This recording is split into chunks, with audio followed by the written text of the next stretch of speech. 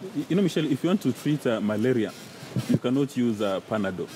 You must identify that there is a plasmodium and you sort out the plasmodium. Now, for the 50% of Kenyans who did not, or rather, for the about 70% of Kenyans who did not participate in the repeat polls, they did not participate because they had been told by their party leaders that the election was not going to be free, fair, nor credible. Right. Now, if you want Kenya as a nation to grow, to be very strong, you must ensure that every vote in Kenya counts. And I think it's incumbent on us not to tiptoe around that issue. That's the issue which is affecting Kenya. When you go to other countries like, say, America or Singapore or Israeli, then you have people thinking to the left and people thinking to the right with divergent ideas.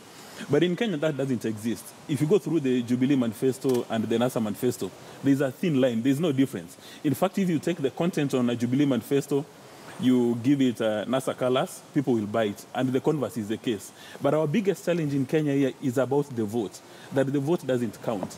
Even if President Kenyatta decides to have 50% of his cabinet made up of people from Suna and another 50% from, say, from Makweni, people in Kenya will not think that it's united. Because at the end of the day, people want to say, when I wake up in the morning to go and cast my ballot is valid.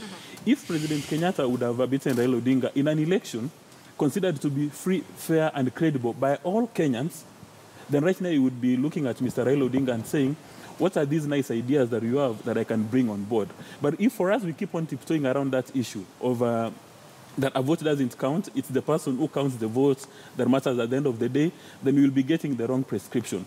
And a nation that is divided because of ideas grows very fast. Because then there's cross-pollination of ideas, you've got divergent views, you go to the National Assembly, you debate, you convince your colleagues, you present your motion, and if people think that your position is making sense, they adopt it.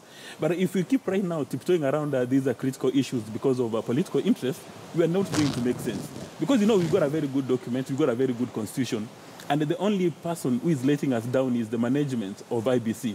And that's where Chebukati needs to come in.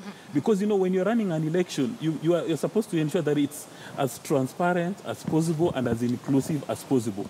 If you do not sort out the electoral issue, then everything we are discussing right now is a waste of time. All right.